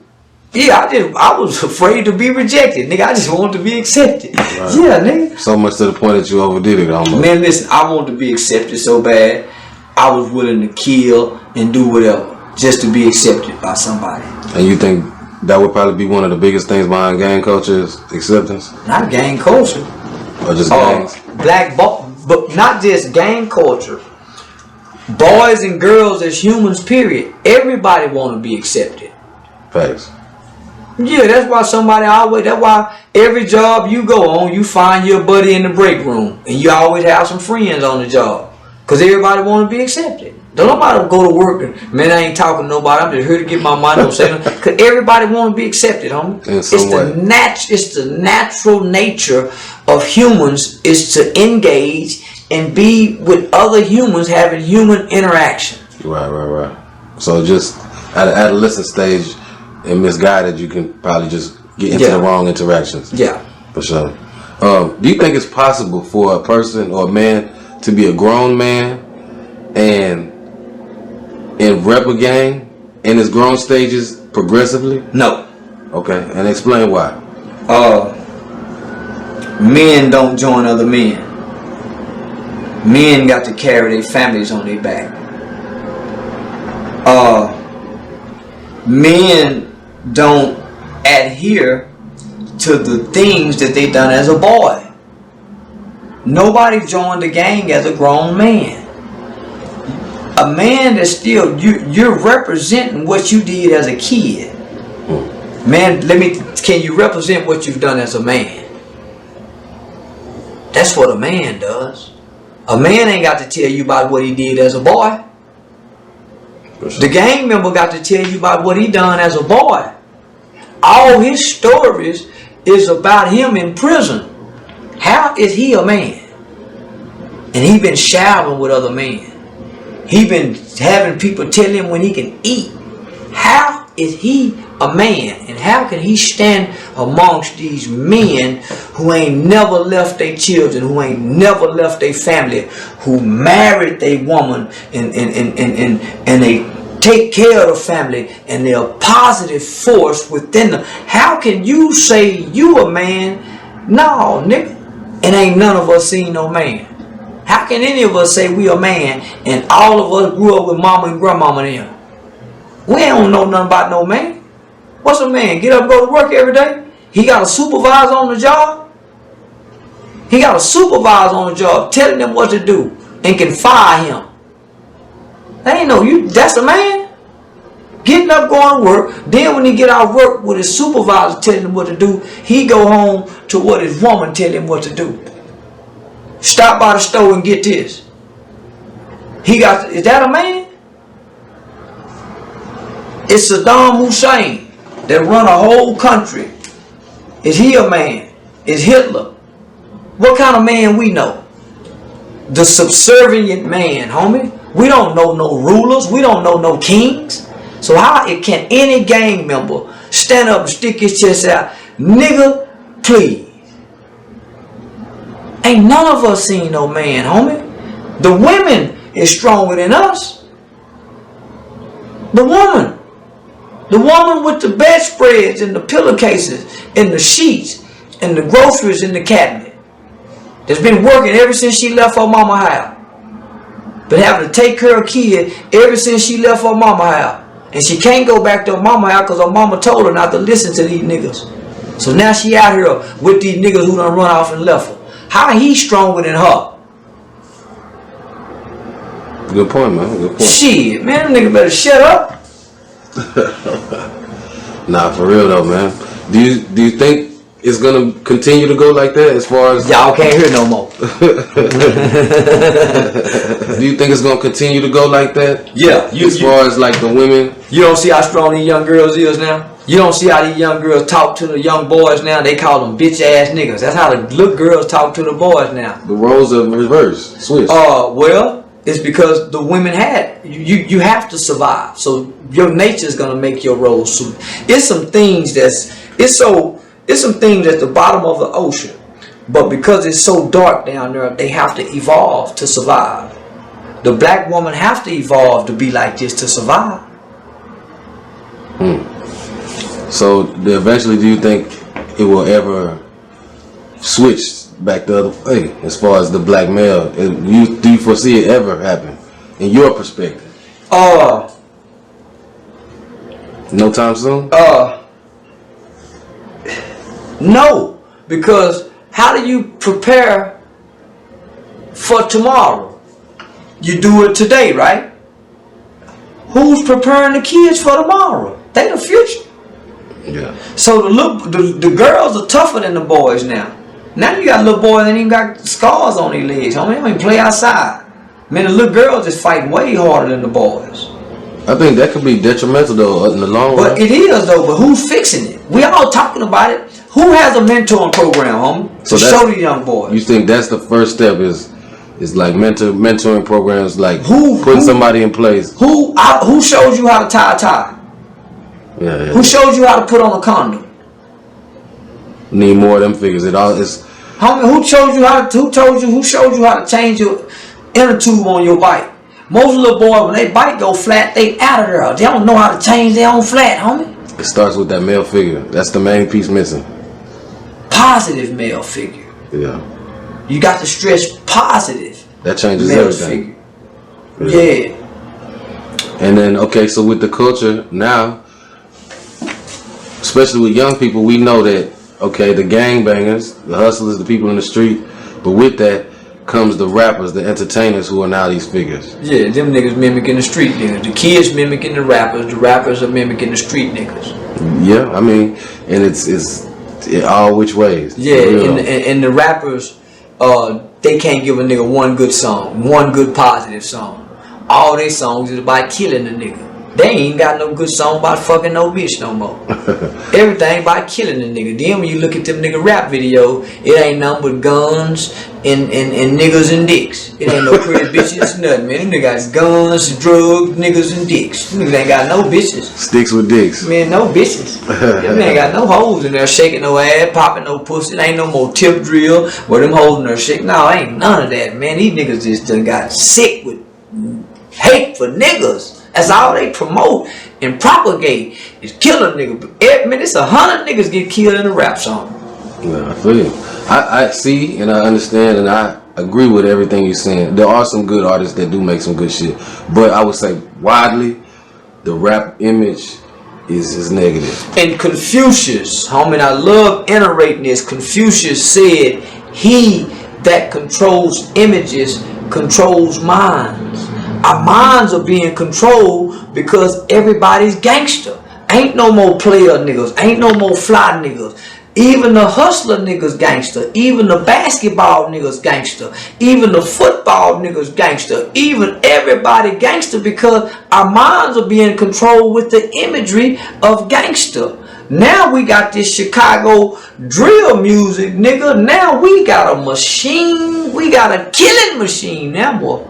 Yeah, I mean, I feel like shout out to my nigga James Brown, man, out there in Chicago, man. Yeah, for sure. But I feel like they had a wave at one point, which was the trap music. Everybody was Jeezy, yeah, Hustle, T.I. Everybody was wanting to be a drug dealer. Yeah. But now I feel like the drill has taken the place of the trap. Now it's no more trying to be the best hustler. It's run off on the plug and smoke your op. And and shoot your best friend if he get too big. You know what I'm saying? Now, look, now let me not be unfair because some of that shit jamming, some of that shit has a history to it. I don't co-sign everything, but I do think it's excessive with the killing. Well, but not every rapper is like that. Though. That shit ain't jamming. You niggas going to go snitch on y'all self, nigga making self confessions. Them beats is jamming. You niggas lyrics ain't jamming. Niggas ain't making no nigga go think. You niggas ain't making the nigga go think, nigga. Like 8 Ball, man, I'm lost. And I don't know which way to go. I don't know who I can call that can save me. So I'm gonna drop to my knees and ask to be forgiven and pray for another way for me to be living. Man, nigga on trial for 10 pounds of weed, man. Thinking about jumping bail. But listening to that shit, man, made a nigga think different, homie. Nigga down and out. Nigga ain't got no money, man. Nigga ain't playing no music, talking about robbing no nigga. Running off on the plug. No, nigga, what I'm gonna run off on the plug for, and he gonna give me 10,000, but if I stay down with him, we gonna get 100,000. So, the music ain't jamming, homie. Just cause a nigga done went and put in some work, done drill down on a nigga, done shot a nigga, and come back to the studio and rap about it. Decode it in some song. That shit ain't jamming, nigga. Just so you nigga come toot your ego and get these white folks something to come on, man. Yeah. Shit ain't jamming. That shit was jamming. Man, you niggas will be rich. The music and the culture has definitely changed. You know, a lot of time when I watch your rants too. I love Lil Baby though, cause he versatile. Yeah. He ain't just talking about killing no nigga.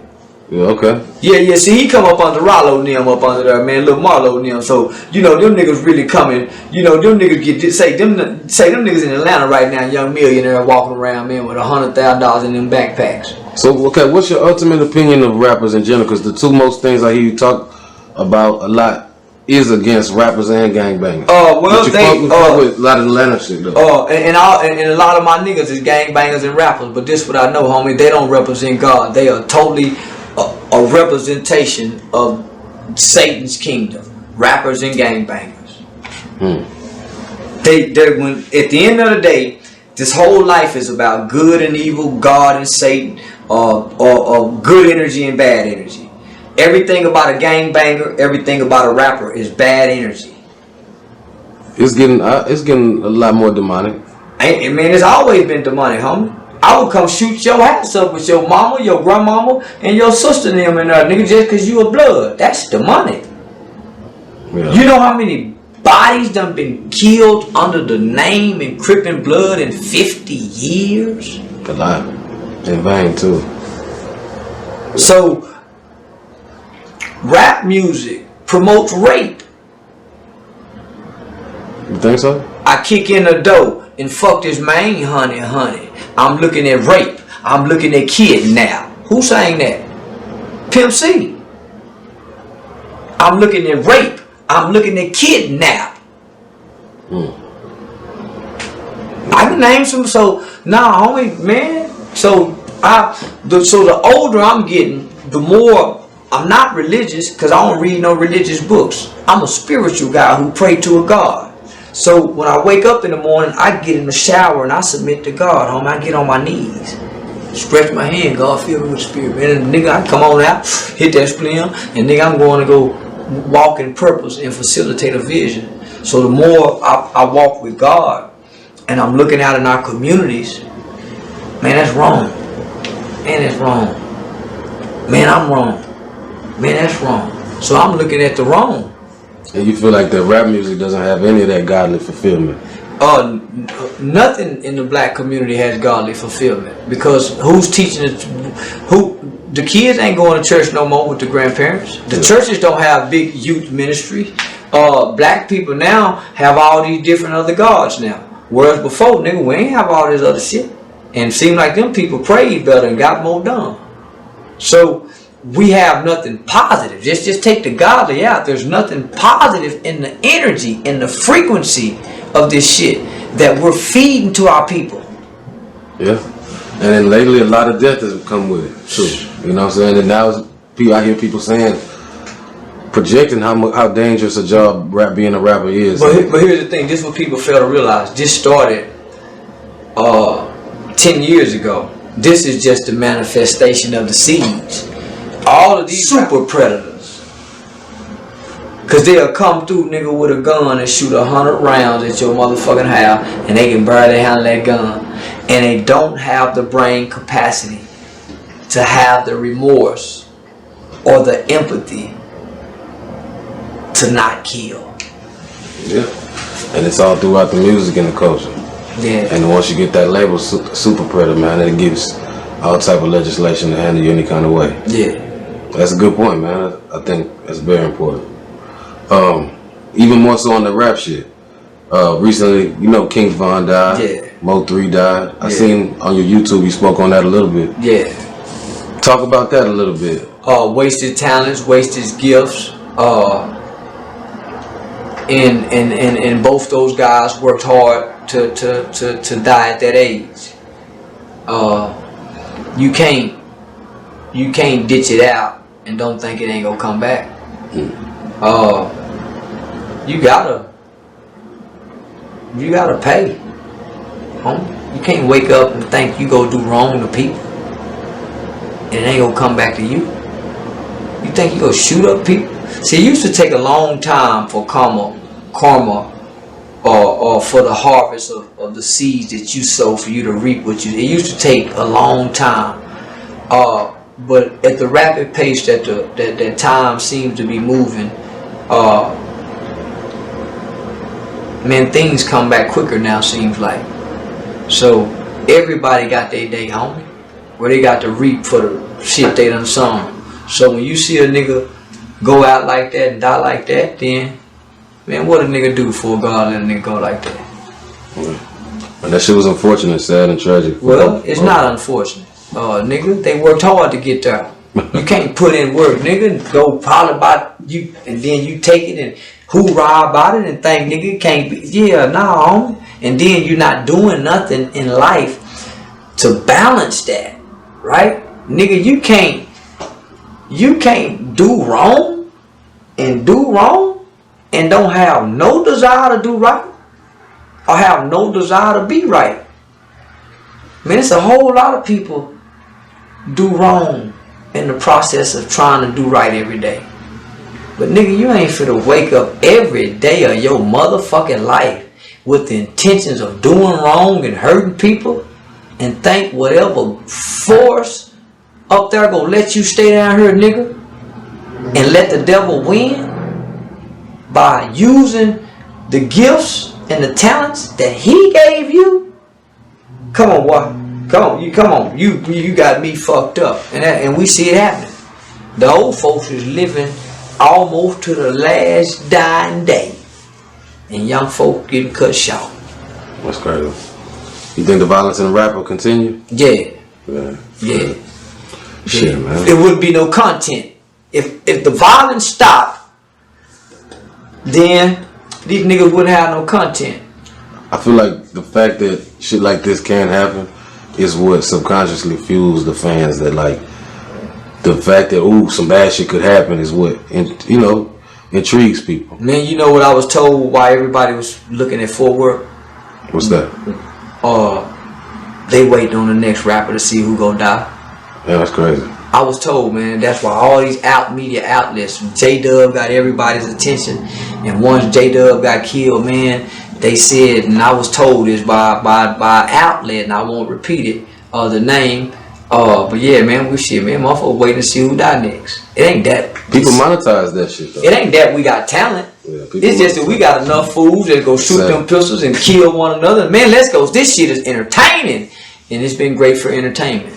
Man, Fort Worth is relatively young when it comes to being a known rap city. Yep. But it always, since the beginning, like I would say not the beginning, but maybe something about 4 years ago, always the beef come with it. Why is that? Why is Fort Worth known for rap beef? Street beef. This is a divided city. Gang banging divided this city, right? Okay. Even the Crip sets, who was once Crip sets, divided into two different Crip sets. Same set, but two different factions. So it appears to be some type of curse on the city, homie. It appears to be, man, whatever it is, these Fort Worthians can't put aside their differences for the greater good of entertainment here. We don't have nothing here, homie. We got some hole in the wall strip club. We don't have concerts here. We don't have no nightlife. We don't have no black entertainment. Homie, we ain't got nothing here, man. It's crazy. Shit, maybe it'll change, huh? I doubt it. Yeah, for sure, man. It's just how it be, though. Yeah, well, I mean, Fort Worth is buzzing right now. Our hearts have to change, homie. Yeah. With the conditions of the hearts of our people, when you listen to the music, rap music is banned in Russia. It's crazy. Can't play no rap music in Vladimir Putin's country. There's a saying that says if you want to check the temperature of a society, then listen to the music of its youth. So if you want to check the temperature of Black America, then listen to the music of the youth. That's a good point. Yeah, I got the understanding that you're a youth developer, a mentor. Yeah. You're a mediator. You do so many things politically, community-wise, occupation. But you have recently started delving into other lines of business, textiles. Yeah. Let's talk about that a little bit, like some of your other business endeavors. The United States of America went to Africa and got Africans and brought them to the new land, the new world, and they began agriculturing the land, And the further they start moving west, they develop, well, this state grows oranges, this state got potatoes, this state got cotton. Well, nothing like cotton. Nothing grew like cotton and produced the rewards that cotton had produced, right? Especially over here. Especially in the South, man. So in the South, they picking cotton. Up north, they factoring the mills and they creating the dye to turn this shit into jeans and the t-shirts. They create the textile mills and companies and the textile industry. Well, they get the cotton gin. Boy, the cotton gin changed the whole dynamics of America. So now this youngest developed country have now surpassed all these other countries, man, that have thousands years of tradition, and they become a superpower based off the cotton and the slaves. Fabrics. Man, so when I get the cotton game, man, I'm saying, well, why ain't no black people involved in this wholesale distribution of textile products, t-shirts, hats, beanies, sweatsuits, glove?